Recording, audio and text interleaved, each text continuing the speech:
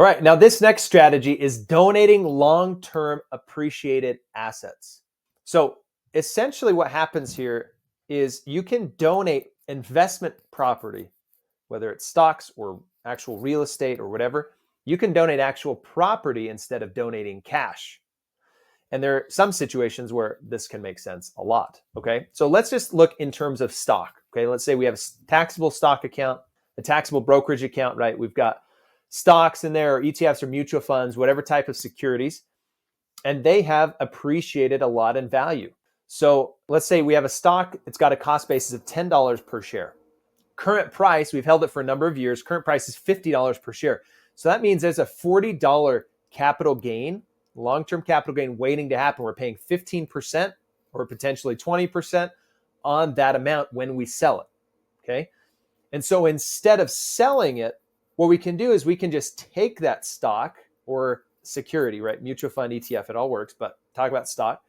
Take the stock and donate that directly to charity. That is a stock in kind donation. That way we get the full credit. We get $50 per share deduction. That's the value. So if there's 10 shares, it's $500 that you've donated. It really costs you $50. Does that make sense? Like per share, it's costing you $10, but you are donating, but you're getting a deduction for $50. So you get the full deduction for the full value that you donate, plus you avoid paying capital gains at some point in the future when you are likely to sell. Okay, so here's some times when it makes sense and some strategies around this. Number one, let's say you want to rebalance your taxable portfolio. Maybe some stock position has grown a lot. Maybe you have bonds in there and you're trying to rebalance. Well, instead of just selling off the stocks and then buying bonds, what you do is and paying capital gains tax in the process, what you do is you just donate the stock instead of donating cash. These are donations you're already doing. So you're donating either way. So instead of donating cash and then selling stock, paying capital gains, and then buying bonds, what you do is you donate stock and then you use your cash to buy bonds, right? And rebalance your portfolio or whatever. If it's just all stocks and you have a number of different stocks and one is higher and you want to put more money into one that's lower right now or whatever, right? Donate the stock and use cash to buy in to the other one. In that way, you're avoiding capital gains, you're rebalancing your account, and you're still getting full credit for your charitable donation. So that is for rebalancing a taxable portfolio. Now, you can also donate a stock you like. Let's say you have a stock that you actually like, you want to hold on to long term, you think it's going to continue to grow, but you already have a high capital gain amount locked in. So let's take this other example. Let's say the stock you have, you bought it $10, it's now $50. You think it's going to go to $100, but you still have a high capital gain.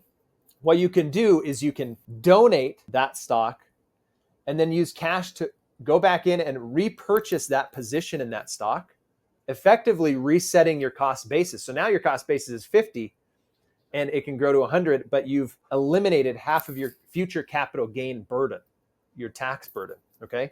So even if it's a stock you like, you can donate it and use cash to reestablish your position, reset your cost basis, still get full credit for your charitable donation.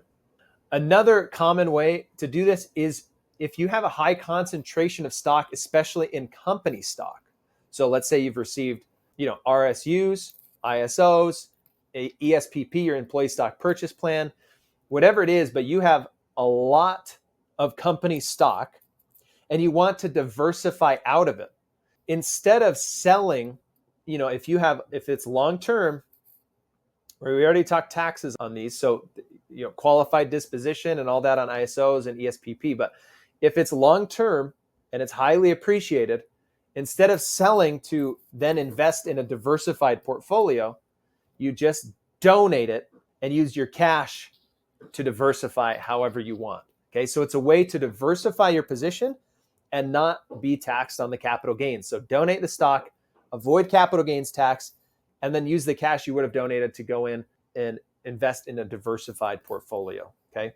So these are very, very simple to do and very smart things to do if you are looking to rebalance, reset your cost basis, or diversify out of a concentrated position. You can do all those through donating stock in kind and taking cash that you would have donated and then doing what you want with it, okay? As far as donating, the actual mechanics of this, you just talk to the charities involved. They're going to be happy to receive any property that you have. And so they'll figure out a way to receive the value of what you are giving. Another way is donating appreciated stock into a donor advised fund, which then you can sell in there and then donate cash to the charity. So that's one additional benefit of using a donor advised fund. It can make that process a little bit easier. But a lot of charities, especially if they're big, have accounts at these brokerage firms so they can receive stock and kind donations.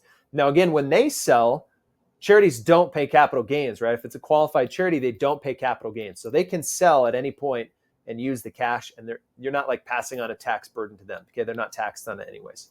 Okay, that is donating long-term appreciated assets. Wonderful strategy, simple to execute, and can save you a lot in capital gains. The last example I'll give you is there was somebody that owned a house. I was working with a tax professional, okay, and he told me a story of a client he helped with this. He had an investment property, real estate property, and he had already depreciated a lot of the value out of it, right? So his cost basis is really low. If he sold it, he would have had a very high capital gain. Now he could do a 1031 exchange and defer that and all that stuff, but instead he actually donated that real estate property to the charity.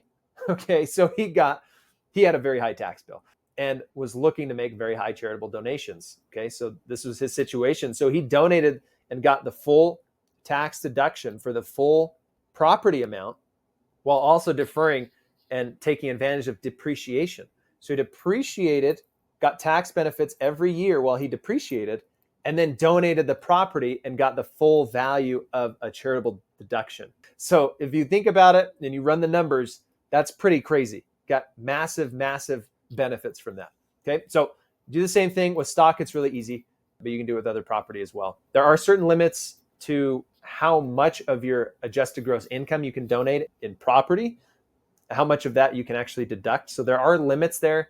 You just want to work with somebody or make sure you're aware of what the limits are. Okay, that wraps up this video. Let's move on to the next. Planning ahead keeps more money working for good.